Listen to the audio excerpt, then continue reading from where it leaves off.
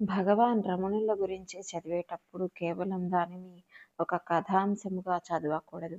మహాపురుషుల జీవితములు చదువుతున్నప్పుడు, మహాపురుషుల జీవితములకు సంబంధించిన ఘట్టములను వినేటప్పుడు మీరు ఒక గొప్ప కోణంలో దానిని చదవవలసి, వినవలసి ఉంటుంది. రమణులు మహాజ్ఞాని. రమణుల జీవితంలో కోట్ల కోట్ల మంది జీవితములలో ఒక్కరి జీవితం కూడా ఉండదు. ఆయనకు 17వ ఏట ఎటువంటి భావన కలిగిందో అటువంటి భావనతో వారు శరీరంను విడిచిపెట్టేంత వరకు ఉన్నారు. ఒక జ్ఞాని గురించి చదివి మీరు పరవశం పొందాలి.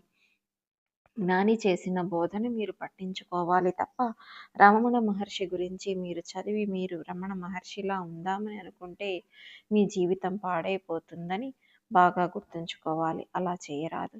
చాలామంది తమ జీవితములు ఇలాగే అయోమయం చేసుకుంటారు. మహాపురుషులను మీరు అనుకరించరాదు. మీరు మహాపురుషులు అయిపోయిన తర్వాత మీ నడవడి ఒకలా ఉంటుంది. దానికి మీ ప్రయత్నం అక్కర్లేదు. మీ అంతటా మీరు మహాపురుషులు అయ్యే వరకు మీరు మహాపురుషులను అనుకరించరాదు. ఇకపోతే అజ్ఞానులను కూడా మీరు అనుకరించరాదు. ఈ 2 విషయములు ఎప్పుడు జీవితంలో బాగా జ్ఞాపకం పెట్టుకోవాలి. మహాపురుషుని జీవితమును ఎందుకు మీరు చదవాలి అంటే, అది చదవడం చేత ఈశ్వరుని అనుగ్రహం కలుగుతుంది. ఒక జ్ఞాని జీవితంలో ఉండే అవస్థలను భగవంతుడు చెప్పిన భగవద్గీతాది విషయములు ఎలా సమన్వయం జరుగుతాయో, ఎంత ఆశ్చర్యకరమైన రీతిలో ఆ జీవితంలో ఉంటాయో అర్థం చేసుకోవడానికి మాత్రమే మీరు దానిని సమన్వయం చేయాలి తప్ప, రమణుల గురించి ఇవాళ విని రేపు మీరు కూడా రమణులలా అయిపోదామని ప్రయత్నములు ఏ ఒక్క విషయం నందు చేయరాదు.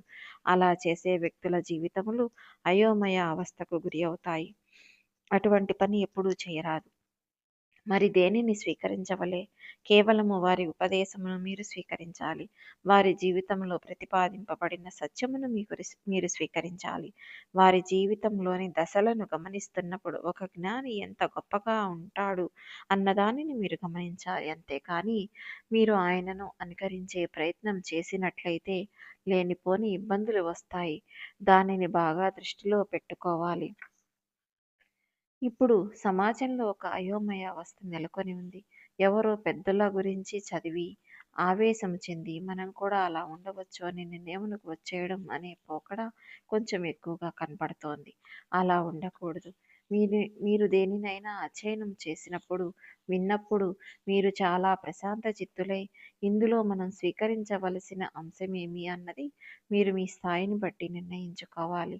అంతేకాని మీ స్థాయిని మీరు గుర్తెరగకుండా ఉపాసకుడు లేనిపోని పరుగులు పెట్టరాదు. అలా పరుగులు పెడితే ఇబ్బందులు వస్తాయి. గృహస్థాశ్రమంలో మీ బాధ్యతలను మీరు నిర్వర్తిస్తూ తామరాకు మీద నీటి బొట్టులా ఉండాలి. గృహస్థు వేరొక ఆశ్రమంలో ఉన్న వాళ్ళని అనుకరించరాదు. మీరు ఏ ఆశ్రమంలో ఉన్నారో ఆ ఆశ్రమానికి తగినట్టు మాత్రమే మీ జీవితం ఉండాలి. గృహస్థులా బ్రతకాలి. బ్రహ్మచారి బ్రహ్మచారిలా బ్రతకాలి. ఎవరి ఆశ్రమము వారిదే. ఆ ఆశ్రమ నియమం తప్పి గృహస్థు బ్రహ్మచారిగా బ్రతికినా, బ్రహ్మచారి గృహస్థులా బ్రతికినా, లేదా బ్రహ్మచారి గృహస్థు కలిసి వేరొక ఆశ్రమంలా బ్రతికినా అది చాలా అసహ్యకరంగా ఉంటుంది. అలా ఎప్పుడు చేయకూడదు. ఏ ఆశ్రమంలో ఉండవలసిన వాళ్ళు ఆ ఆశ్రమంలో ఉన్నట్టే కనపడాలి. లేనిపోని వైరాగ్య ప్రకటనలు, లేనిపోని వాటిని తెచ్చి ఒంటి మీద వేసుకొని ప్రవర్తిస్తే అది మీ ఉపాసన వేలాడుతున్న స్థితిని చూపిస్తుంది కానీ పరిపక్వతను సూచించదు. దానిని ఎప్పుడూ జ్ఞాపకంలో పెట్టుకుని ఉపాసనను సిద్ధింపచేసుకోవాలి. ఒక జ్ఞాని ఎలా ఉంటాడో తెలుసా? మీరు ఒక చెరకు కర్రను తీసుకువచ్చి ఒక చివరి భాగమును పంటి కింద పెట్టి నమిలినట్లయితే అది తీయగా ఉంటుంది. మీరు చెరకు కర్రను ఒక మరలోకి పెట్టి నలిపివేసినట్లయితే దాని రసం తీయగా ఉంటుంది. మీరు ఒక కత్తి తీసుకువచ్చి చెరకు కర్రను నరికివేసి దానికి అంటుకున్న తడిని నాలుక మీద వేసుకుని రుచి చూసినట్లయితే అది తీయగా ఉంటుంది. చెరకు కర్రను మీరు ఏమి చేసినా అది తీయగానే ఉంటుంది. చెరకు కర్రను మీరు ఏమి చేసినా చేదుగా మారదు.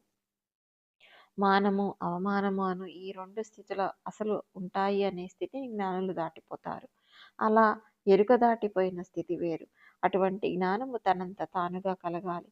అలా కలిగి నడియాడిన వారు మహాపురుషులవుతారు. అంతేకాని మనం చెరకు కర్ర అనే నేను అయిపోయాను అనే భావనతో నిలబడినట్లయితే చాలా బాగోదు. అలా నిలబడకూడదు. ఈ నేపథ్యంలో మీరు భగవాన్ రమణుల గురించి చదవాలి. వారు ఏది అనుభవించి ఏది బోధ చేశారో ఈశ్వరా నీ అనుగ్రహము చేత మాకు కూడా అటువంటి జ్ఞానం స్థిరపడుగాక అని ఈశ్వరుని మీరు ప్రార్థన చేయవలసి ఉంటుంది.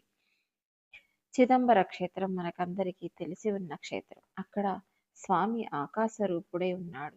చిదంబరంలో కదలిక లేకుండా ఉండిపోయే తత్వమున్న పరమేశ్వరుడు నటరాజమూర్తిగా వెలిసినాడు. అక్కడ ఆర్ద్రా నక్షత్రంలో వెలిశాడు. నటరాజ తత్వము చాలా చిత్రంగా ఉంటుంది. నటరాజు ఒక చేతిలో ఢమరకము పట్టుకుంటాడు. ఆ ఢమరకమును కదిపితే దాంట్లో నుంచి శబ్దం వస్తుంది. అది సృష్టికి ప్రతీక. ముఖం నవ్వుతూ ఉంటుంది. అది స్థితికి ప్రతీక. ఒక చేతిలో అగ్నిహోత్రం ఉంటుంది. అది లయకు ప్రతీక. ఒక పాదం మాయ అనబడే రాక్షసుని తొక్కిపట్టి ఉంటుంది. ఒక పాదం పైకి లేచి ఉంటుంది. అంటే బ్రహ్మమును పొందడానికి ప్రయత్నించు అని చెప్తూ ఉంటుంది. సృష్టికర్త, స్థితికర్త, ప్రళయకర్త మూడు తానే మీరు పొందవలసిన బ్రహ్మమును సూచించే స్థితిని చెబుతాడు. కాబట్టి నటరాజమూర్తి పరబ్రహ్మమై ఉన్నాడు. అటువంటి నటరాజస్వామి ఆర్ద్రా నక్షత్రంలో చిదంబరంలో ఆవిర్భవించిన రోజు ఏది ఉన్నదో అటువంటి రోజున మహానుభావుడైన రమణ మహర్షి తిక్కుచ్చిలి గ్రామంలో జన్మించారు. ఆ గ్రామమును పురాణములు త్రిశూలపురము అని పిలిచాయి. అక్కడ వేంచేసి ఉన్న మహానుభావుడు భూమినాథేశ్వరుడు. అమ్మవారు సహాయాంబ. ఆయనే ఈ సమస్త సృష్టికి కారకుడు. అమ్మవారు మాయా స్వరూపిణి అయి ఆయనకు సహకరిస్తుంది. రమణ మహర్షి తండ్రి గారు సుందరయ్యర్ అనే బ్రాహ్మణుడు. ఆయన పరాశర గోత్రీకుడు. పరమ భక్తి తత్పరత కలిగిన వాడు. ఆయన భార్య పేరు అలఘమ్మ. తమిళంలో అలఘమ్మ అంటే సొంపైనది, సొంపు కలిగినది అని అర్థం. సొంపు అంటే అందములకు మారు పేరు. సుందరము అనే మాట కూడా అందము అనే పేరు. సుందరయ్యర్ అంటే అందము, అలగమ్మ అంటే అందము. ఈ రెండు అందములు కలిస్తే ఒక కొత్త అందము వచ్చినది. ఆ అందము శుభము. శివుడికి మారు పేరు శివం, శోభనం, సుందరం. మీనాక్షి అమ్మవారి భర్తగా ఉన్న పరమేశ్వరుడికి సుందరేశ్వరుడు అని పేరు. సుందరయ్యర్కి అలగమ్మకు జన్మించిన మూడవ సంతానమే భగవాన్ రమణ మహర్షి. వారు జన్మించినప్పుడు యథార్థములకు పురుడు పోసిన ఆవిడ ఒకందుకు బాధపడింది. ఆడపిల్ల పుడుతుందని అనుకున్నాను. వరుసైన కొడుకు వాడొక మేనబావై ఉన్నాడు. ఆడపిల్ల పుట్టలేదు, మగపిల్లవాడు పుట్టాడు. మొట్టమొదట పుట్టిన ఆడపిల్ల శరీరమును వదిలిపెట్టేసింది. ఆడపిల్ల కాలేదే అని బాధపడింది. ఆవిడకి కళ్ళు లేవు, అంధురాలు. బంధువు పురిట్లో సాయం చేశారు. ఆ పక్కన పురుడు పోసే మంత్రసాని పుట్టిన పిల్లవాడు చాలా అందంగా ఉన్నాడు. బంగారు రంగులో మెరిసిపోతున్నాడు. నొక్కుల జుట్టు, పట్టుకూర్పులా చాలా జుట్టు ఉంది. ఈ పిల్లాడిని కానీ నీవు చూడగలిగి ఉంటే ఆడపిల్ల పుట్టలేదనే మాట అని ఉండేదానివి కావు. అంత అందగాడు పుట్టాడు అని అంది. ఆ మాటలకు ఆ వృద్ధురాలు ఆ సమయంలో సంతోషించింది. ఆ విధంగా మూడవ కాన్పులో జన్మించిన పిల్లవాడే రమణ మహర్షి. ఆ తర్వాత ఒక కుమారుడు కలిగాడు. ఆయన పేరు నాగసుందరుడు. ఆఖరున పుట్టిన అమ్మాయి పేరు అలమేలు. వారికి కులదైవం వెంకటేశ్వరుడు. ఇప్పుడు పుట్టిన పిల్లవాడికి ఏ పేరు పెట్టాలని ఆలోచన చేశారు. వెంకటేశ్వరుడు అనే పేరు వచ్చేటట్టుగా వెంకటరమణన్ అని పేరు పెట్టారు. అలా వెంకటరమణన్ అని పేరు పెట్టడానికి ఒక కారణం ఉంది. వీళ్ళ ఇంట్లో ఒకానొకప్పుడు ఒక సాధువు వచ్చి వీధిలో నిలబడి భవతి భిక్షాందేహి అన్నాడు. అది ఎప్పుడో వాళ్ళ ఇంట్లో పూర్వం జరిగిన కథ. అప్పుడు ఇంట్లో వాళ్ళు అన్నారు, ఏమయ్యా నీకు భిక్ష కావలసి వచ్చిందా? భిక్షం వెయ్యం పొమ్మనమని చెప్పారు. అంటే ఆయన గుమ్మం ముందు నిలబడి ఉన్నాడు. నేను భిక్షకు వస్తే మీ ఇంటి ముందు నిలబడిన పరివ్రాజకుడిని మీరు ఇంత చులకన చేసి మాట్లాడారు కనుక ప్రతి తరంలో మీ ఇంట్లో ఒకడు సన్యసిస్తాడు అని పలికి వెళ్ళిపోయాడు. అప్పటి నుండి వాళ్ళు ఇంట్లో ప్రతి తరంలో ఒకరు సన్యాసి అయి వెళ్ళిపోవడం అనేది అలవాటుగా ఉంది. ఈ సుందరయ్యర్కి ఒక అన్నయ్య ఉన్నారు. ఆయన పేరు వెంకటేశ్వర అయ్యర్. ఆయన కూడా మహాభక్తుడు. 18 సంవత్సరములు మాత్రమే ఆయన సాంసారిక జీవనమునందుండి సుఖములను అనుభవించాడు. 18వ సంవత్సరము రాగానే వారు సన్యసించి చిదంబరం వెళ్ళి కూర్చున్నారు.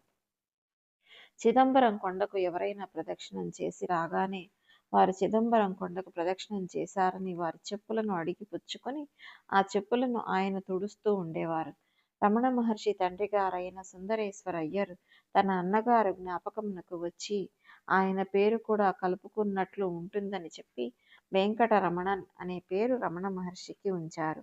భవిష్యత్తులో వారే భగవాన్ శ్రీ రమణ మహర్షి అని పిలువబడ్డారు. ఈయన చిన్నతనంలో ఏకసంతాగ్రాహి. ఈ పిల్లవాడు కొంచెం పెరిగి పెద్దవాడవుతున్నాడు. 8వ ఏట తండ్రిగారు ఉపనయనం చేశారు.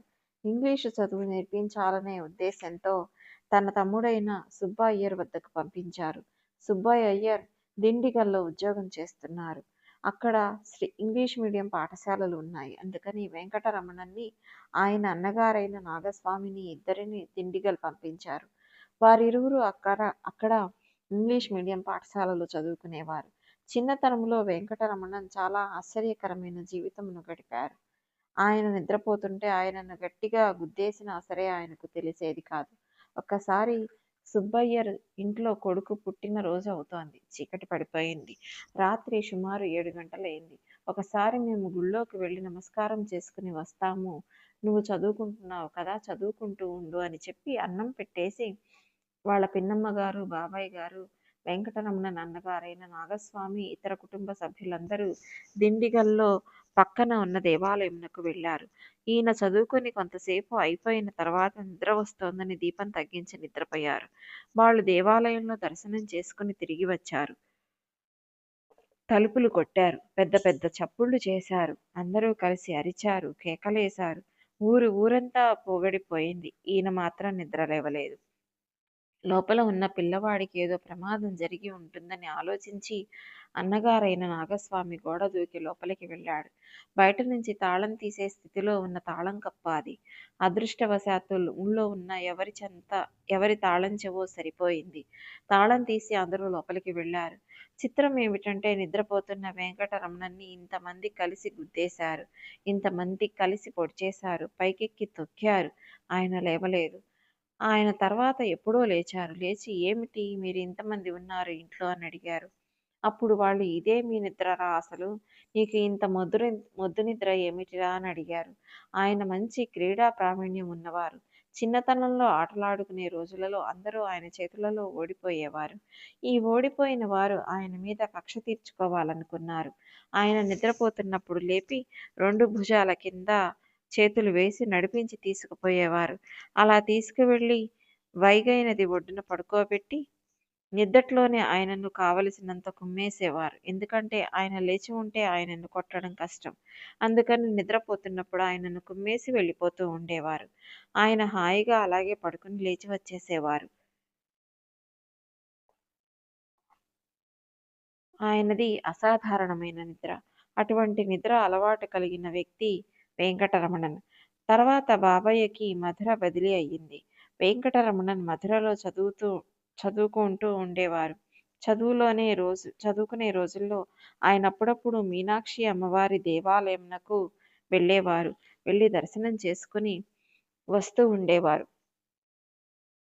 ఆయనకు మధురలో ఒకటి అలవాటయింది. రాత్రి 10 గంటలకు అందరూ నిద్రపోతుండగా ఒక తలగడ పెట్టి దాని మీద దుప్పటి వేసి అందరూ నిద్రపోయాక గోడ దూకి బయటకు వెళ్ళిపోయేవాళ్ళు. అలా అలా వెళ్ళిపోతూ ఇంకో పిల్లవాడు ఉన్న ఇంటి గోడ మీద ఒక రాయి పెట్టేవారు. ఆ పిల్లవాడు కూడా ఇలాగే తలగడ పెట్టి గోడ దూకేసి వెళ్ళిపోయేవాడు. ఇంటి గోడ మీద రాయి ఉన్నదంటే వెంకటరమణ ఆడుకోవడానికి నది ఒడ్డుకు వెళ్ళాడన్నమాట. ఈ రాయి చూడగానే పిల్లలందరూ అక్కడికి చేరేవారు. నది ఒడ్డున తెల్లవారుజామున 3 గంటల వరకు ఆడేవారు. 3 గంటలకు వచ్చి మళ్ళీ గోడలు దూకి తలగడలు తీసేసి పడుకుని నిద్రపోయేవారు. భగవాన్ రమణులు అనగానే మనం ఆయన జీవిత చరిత్ర ప్రారంభం ఎలా ఉంటుందోనని అనుకుంటాము. సామాన్యమైన వ్యక్తి జీవనం ఎలా ఉంటుందో అంతకన్నా కూడా చాలా దుడుకు స్వభావముతో కూడిన జీవితమే రమణ మహర్షికి ప్రారంభం. ఆయనతో కలిసి ఆడుకునే వాళ్ళలో రంగాచారి ఒక ఆయన ఉండేవాడు. ఆయన ఒకానొకప్పుడు రమణులు మహాజ్ఞాని అయిపోయిన తర్వాత వెళ్ళి సాష్టాంగ నమస్కారం చేసి, నీవు ఆ రోజున వెళ్ళిపోతూ ఎందుకు చెప్పలేదు అని అడిగాడు. అప్పుడు రమణులు వెళ్ళిపోతున్నట్టు నాకు తెలుసా అని బదులిచ్చారు. ఇటువంటి స్థితిలో ఆయన ఆటలు పాటలు సాగుతుండేవి.